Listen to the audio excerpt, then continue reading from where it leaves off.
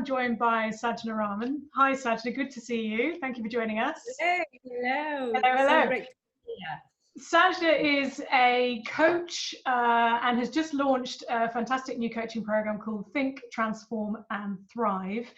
And Sajna, you're going to share your tips with us on how we can succeed in our career and give us some great insights. So I'm going to hand over to you. Thank you for joining us. Oh, thank you, Beth. Again, thank you for having me here. So, first of all, such a great initiative. So I'll be absolutely honored to share my tips on careers and for emerging people in the FM industry. So let me start with, one of the things that we've learned during this COVID period is that the whole idea of job security has been a lie. It has been a lie, and we know that in order to succeed in our career, we have to take control of it. So that's the kind of thing that my messaging is through my programs as well. So I think now more than ever, it's time to take that control back. And one of the things I do want to talk about is networking. Networking is just a part of it. And as you know, Beth, I've somehow, networked my way up in terms of building all these meaningful relationships, and it has helped me climb up the career ladder through building those relationships. And if there's one thing that I want to share with people who are at the start of their career, is to have a thing called a relationship action plan. So we all have different views about networking, and not everybody feels comfortable about networking. It's actually quite daunting to most people. And one of my advice is when you go out networking, not to expect, oh, you're going to meet your next employer or you're going to get whatever you want. It's actually to know who you are and know the value, or what I call your currency. And that's only because I reflected back on how I was really successful in having all these amazing relationships and that I've built through networking, is through the fact that there's always been a value that I was giving to the people that I was connecting with. And it's an absolute truth that connecting is definitely not enough. When you go to networking events, you have to nurture relationships. There has to be a process of follow-ups. So those are the areas that I teach in my programs as well, and I've even got a networking playbook as well. So and that's tips, and because people often ask me, so what do you say to people?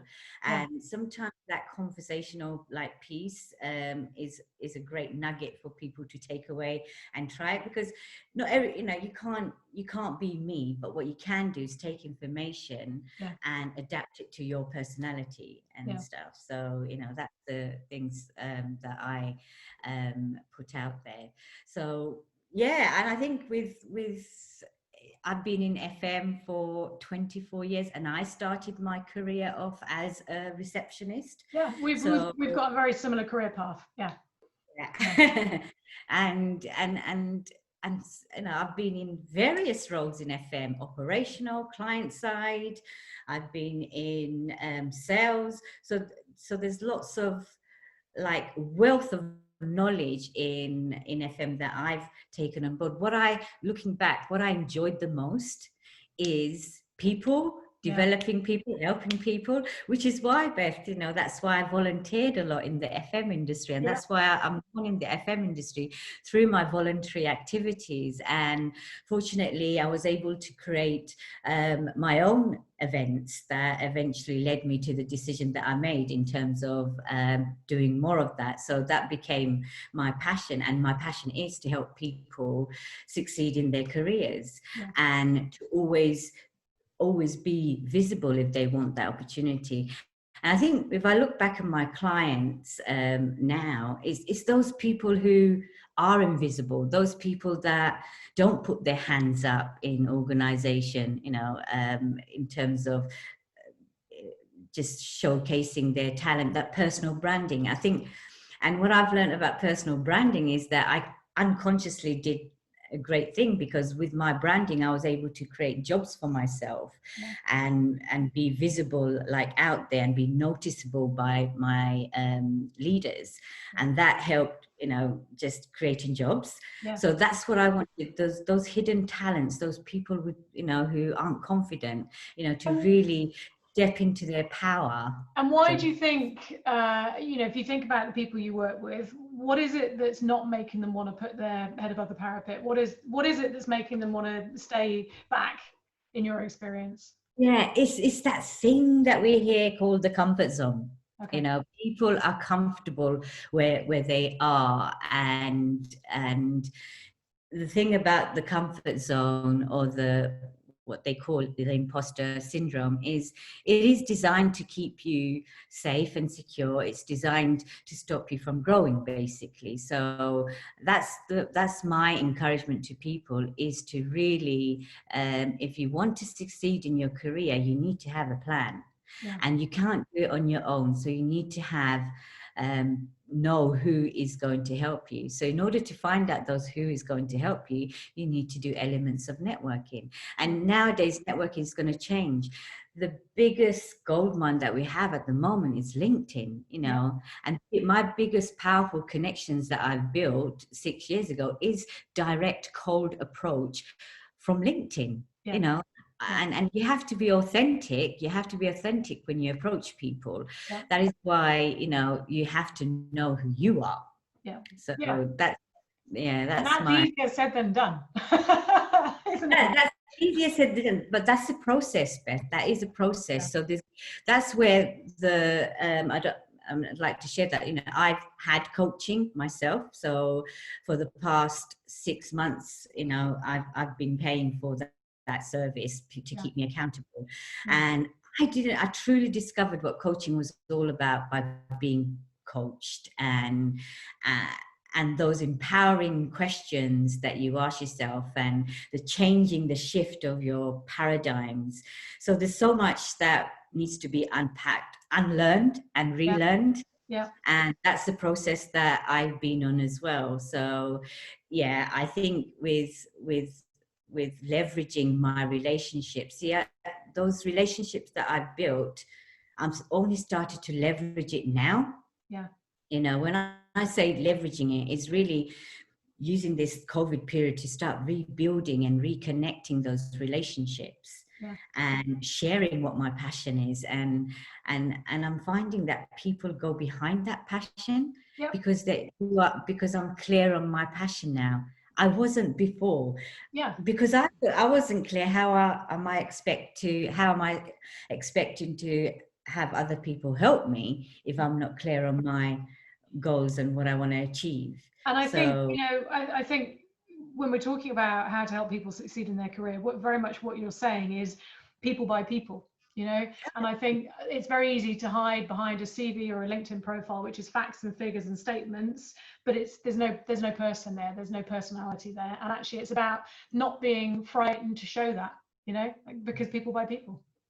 Yeah. So one of the pain points of the people that are currently job searching now, that I found out, is they're bombarding application online.